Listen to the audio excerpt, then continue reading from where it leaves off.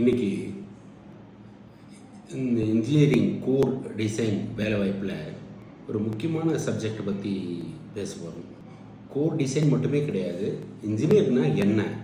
You define இன்ஜினியர்னா, engineer should have the creativity. உங்களுக்கு ஒரு க்ரியேட்டிவிட்டி இருக்கணும், ஒரு இமேஜினேஷன் பவர் இருக்கணும். அதே நேரத்தில் இல்லாத ஒரு விஷயத்தை கூட முன்கூட்டியே திங்க் பண்ணக்கூடிய அளவுக்கு உண்டான கெப்பாசிட்டி இருக்கணும். ஒரு பிரிட்ஜு கட்ட போகிறீங்க, எல்லாருக்கும் இன்ஜினியர்னு பிரிட்ஜு கட்டுவாங்க, ஒரு பெரிய பெரிய ஃபேக்ட்ரிஸ் பண்ணுவாங்க, அது மாதிரி தான் நினைப்பாங்கல்ல, பில்டிங்ஸ் பண்ணுவாங்கன்னு. So you should have the உங்களுக்கு ஒரு க்ரியேட்டிவிட்டி. இது ஒரு விஷயத்தை ஒரு ப்ராஜெக்டை முடிக்கிறதுக்கு முன்னாடியே அந்த ப்ராஜெக்ட் சம்மந்தமான இல்லைன்னா அந்த ப்ராஜெக்டோட விஷன் இருக்கணும். எப்படி இருக்கும்? இவ்வளோ பெரிய ஒரு 15 அடுக்கு பில்டிங் ஒரு என்ன மாதிரி ஒரு பிரம்மாண்டத்தில் இருக்கும்.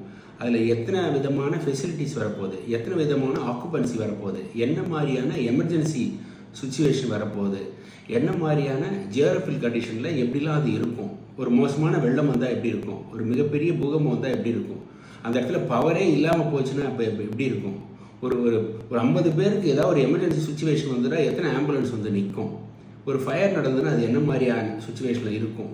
ஸோ இதுக்கு எல்லாத்துக்கும் நம்ம ஒரு ஃபெசிலிட்டி பண்ணியிருக்கோமா அப்படின்ற ஒரு க்ரியேட்டிவிட்டி. நான் வந்து ஒன்லி ஃபார் த பில்டிங்ஸ் மட்டும் சொன்னேன். அதே மாதிரி ஒரு பாலம் கட்டினாலும் சரி, அது பெரிய பெரிய ப்ராஜெக்ட் பண்ணாலும் சரி, ரிஸ்க் அனாலிசிஸ் அப்படின்றதெல்லாம் பண்ணுவாங்க. அதே நேரத்தில் இது வந்து ரிஸ்க் அனாலிசிஸ், ஒரு க்ரியேட்டிவிட்டி. உங்களுக்கு வந்து ஒரு 100 mmனா அது எவ்வளோ பெருசு இருக்கும், ஒரு 100 கிலோமீட்டர்னால் எவ்வளோ தூரம் இருக்கும்.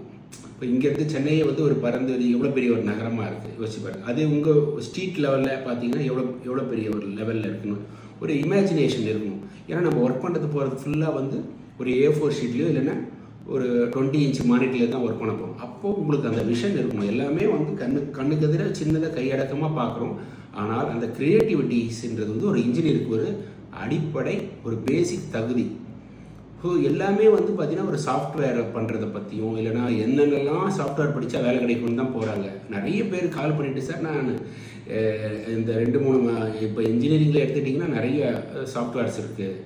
Modelling softwares, 2D softwares, calculation சம்மந்தப்பட்ட சாஃப்ட்வேர்ஸு, அது மாதிரி நிறைய இருக்குது. அவங்கெல்லாம் என்ன பண்ணுறாங்க, ஒரு இன்ஜினியரிங் முடிச்சுட்டு அதுக்கப்புறமா வந்து அந்த சாஃப்ட்வேரை எங்கேயோ போய் காசு கொடுத்து பாவம் ட்ரைனிங் பண்ணிவிட்டு, சார் நான் இந்த ட்ரைனிங்லாம் பண்ணிட்டேன், எனக்கு வேலை கிடைக்குமான்னா சத்தியமாக கிடைக்காது.